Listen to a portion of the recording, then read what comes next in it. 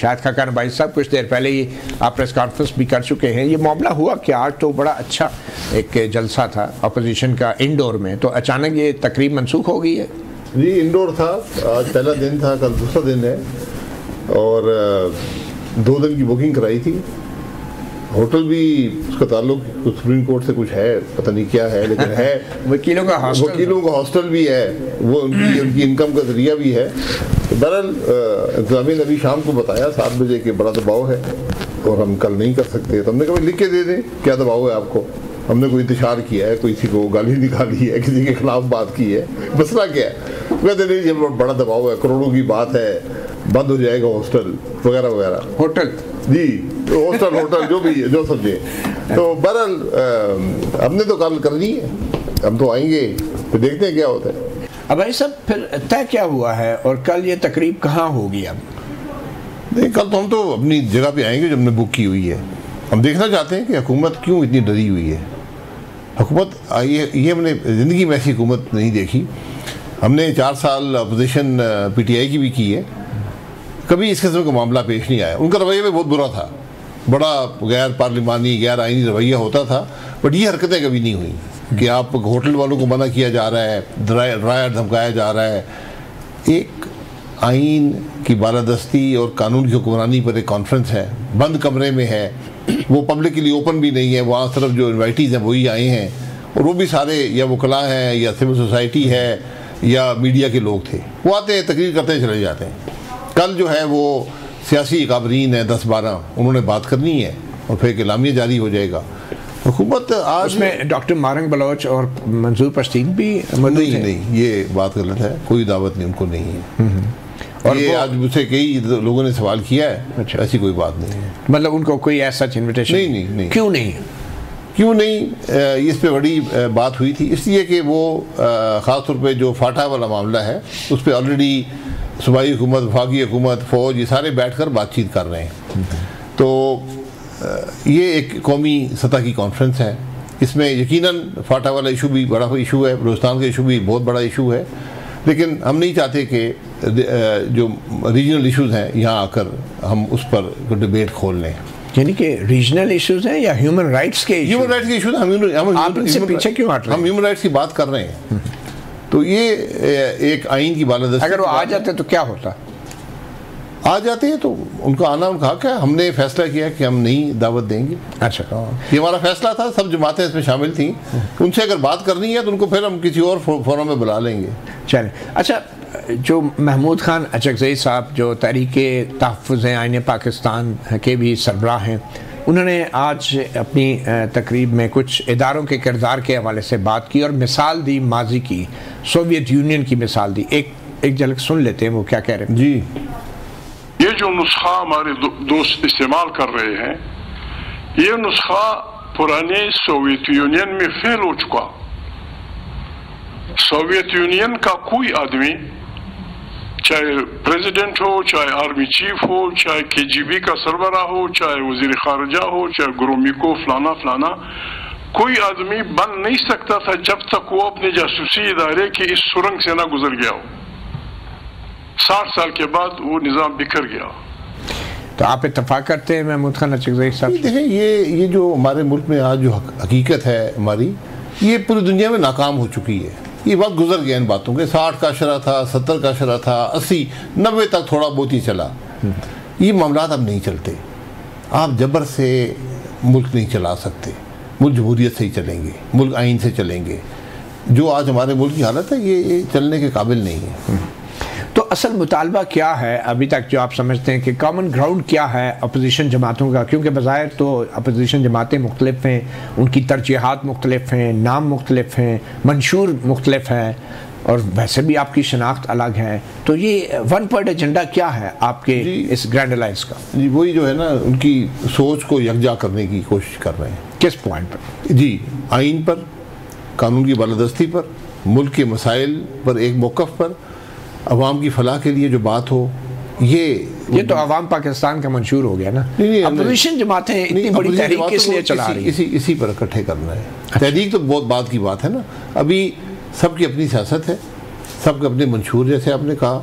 सबकी अपनी सोच फिक्र है, सबकी अपनी सोच है, तहफ़्फ़ुज़ात है उनके आपस में, एक दूसरे के खिलाफ इलेक्शन लड़ते हैं। तो इसलिए हमें उनको यकजा करना है चंद बुनियादी नुकात पर जिस पर हम काम कर रहे हैं। ये समझें कि उसका एक पहला स्टेप है उनको इनकी सोच को यकजा करने में। तो इसमें मौलाना फजलुर रहमान जमीयत उलमा इस्लाम ग्रुप का क्या रोल है? क्या उनसे रब्ता किया गया? उनका क्या जवाब था? जी वो भी शामिल है इसके अंदर। आज कोई नुमाइंदा भी नहीं था उनका? नहीं, वो कल आएंगे। कल आ रहे हैं? मौलाना साहब आ रहे हैं? नहीं, मौलाना साहब तो शायद जूम पर करेंगे। अच्छा। लेकिन हमें लियाकत अपने गफूर हैदरी साहब आएंगे। मौलाना साहब मैंने कहा ना उनके तहफ़्फ़ुज़ात हैं PTI के साथ। हमने उनसे कहा था कि इसलिए ये कॉन्फ्रेंस मैं और रचकज़ई साहब होस्ट कर रहे हैं, तो उनको हमने कहा था कि आप शिरकत करें, तो उन्होंने वादा किया शिरकत का। महमूद खान रचकज़ई जो तहरीक तहफ़्फ़ुज़ आईन पाकिस्तान चला रहे हैं, तो ये तमाम जो सियासी जमातें हैं ये महमूद खान रचकज़ई की इस तहरीक का भी हिस्सा बनने को तैयार है? देखिए, तहरीक का हिस्सा बनना थोड़ा जमातें ज़्यादा सोच समझ के बाद वो फैसले करती हैं। इसीलिए हमने कहा कि एक इंडिपेंडेंट फोरम हो जिस पर हम सब अपोजिशन को इकट्ठा करके जो बुनियादी नुकात जिन पर इत्तेफाक हो सकता है उसकी बात करें। अवाम पाकिस्तान पार्टी के सोच में तरजीहात क्या हैं? मतलब कि इलेक्शन है या इमरान खान की रिहाई है, ये दोनों कितने अहम हैं आपके लिए? देखिए, मुल्क के मसाइल का हल है। इमरान खान साहब की रिहाई, ये चीज़ें भी ज़रूरी हैं लेकिन ये सानवी हैसियत रखती हैं। जब मुल्क के मसाइल का हल निकलेगा ये सब हल वहाँ से निकल आते हैं। ये कोई नई बातें नहीं है। इस मुल्क के वज़ीर-ए-आज़म को जेल में डाला जाता है, इल्ज़ामात लगाए जाते हैं, सज़ाएँ दी जाती हैं, ये पुराना खेल है। लेकिन क्या ये नई बात नहीं कि एक साबिक़ वज़ीर-ए-आज़म 1.5 साल से जेल में है और कोई डील नहीं की उसने? ये डील, हाँ डील, पहले भी लोग जेल में रहे हैं। जरदारी साहब बहुत अर्सा जेल में रहे हैं। डील आप किसको कहते हैं ये आपकी राय है। मियाँ साहब भी 2 दफ़ा जेल गए हैं। वो एक दफ़ा सऊदी अरब चले गए थे, एक दफ़ा लंदन चले गए थे। उसको डील कहेंगे ना कि वो तारीख में छोड़ दें, लेकिन जेल तो गुजार ली ना। आज भी एक शख्स जेल में है, मैं भी जेल में रह चुका हूँ, बहुत से और लोग भी। वज़ीर-ए-आज़म हर आज जेल में जाता है, कोई ऐसी घबराने की बात नहीं है।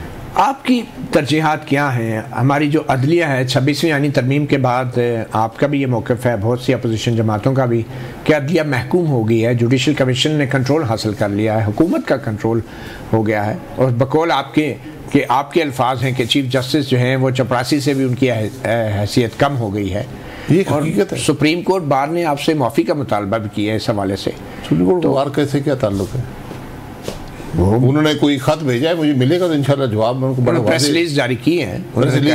माफी मांगनी चले, मैं भी प्रेस रिलीज जारी। तो आपने ये क्यों कहा कि चीफ जस्टिस की हैसियत इतनी कम हो गई है? ये क्या मैंने सबूत, मैंने चीफ जस्टिस के ओहदे की बात की है। पहली बात ये है, मैंने करंट चीफ जस्टिस की ज़ात के बारे में बात नहीं की कि 26वीं तरमीम में जब चीफ जस्टिस बेंच ना बना सकता हो, चीफ जस्टिस का कोई ताल्लुक जजेस की अपॉइंटमेंट से ना हो, जजेस की परफॉर्मेंस के रिव्यू से ना हो, सो मोटो पावर्स ना हो और कॉन्स्टिट्यूशनल इश्यूज ना सुन सके।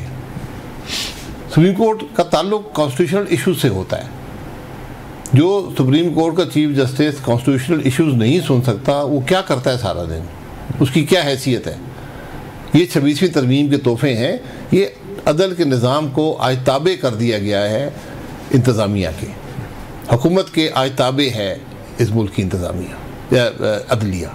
अदल का निज़ाम ख़त्म हो गया है। अब आप इंसाफ की तवक्को मत रखें, जो फैसला लिखा हुआ आएगा वही पढ़ा जाएगा। तो अब आप मौलाना फजलुर रहमान को कल आपने दावत तो दे दी है, और 26वीं आईनी तरमीम को आप कहते हैं कि चीफ जस्टिस का ओहदा जो है उसकी हैसियत चपरासी से भी कम हो गई है। तो मौलाना कितने कसूरवार है इस आईनी तरमीम को मंजूर करवाने में? अगर आप मौलाना साहब को ये चॉइस देते कि आईनी तरमीम करें या ना करें, तो वो ना करने के हक़ में होते। उनको चॉइस नहीं दी? जब आपने ये चॉइस दी कि ये एक बहुत बड़ी ख़राबी है जो असल मसवदा था तरमीम का, जिसको मौलाना साहब ने डाइल्यूट किया, वरना उसी रात पास होनी थी। हम तारीख थोड़ी भूल जाते हैं। तो जो पास हुई है वो उससे शिद्दत में बहुत कम है। मौलाना साहब ने इसकी बड़ी वजाहत की है हमारी मीटिंग्स के अंदर। तो उन्होंने कहा कि मैंने एक बड़ी ख़राबी से बचाया आपको। अगर मैं ना भी वोट देता, उस दिन लोग मौजूद थे जो वोट देते और वो तरमीम पास हो जाती। और तो ये एक हकीकत है। इस मंतक पे तो अपोजिशन जमातों को भी वोट देना चाहिए था कि बड़ी ख़राबी से बचा लिया। उनकी मर्जी है। नहीं, आपको मौलाना की इस मंतक से इत्तेफाक करते हैं? उन्होंने अपना राय, अपना मौक़िफ़ पेश कर दिया है ना, उन्होंने बात का इजहार कर दिया है। और मैं आज भी कहता हूँ, अगर आप चॉइस ये देते कि ये तरमीम पास करें या तरमीम ना करें, तो आज भी कहेंगे मैं तरमीम ना करने के हक़ में हूँ। लेकिन अगर मुझे आपने चॉइस ये दी कि अगर आप तरमीम इसको सपोर्ट कर दें और ये ना हो, तो मैंने बड़ी ख़राबी से आपको बचाया। इससे आप इत्तेफाक करें या इख्तलाफ करें, यह आपका हक़ है। एक छोटी सी ब्रेक लेते हैं। हमारे साथ मौजूद हैं साबिक़ वज़ीर-ए-आज़म पाकिस्तान शाहिद खाकान अब्बासी।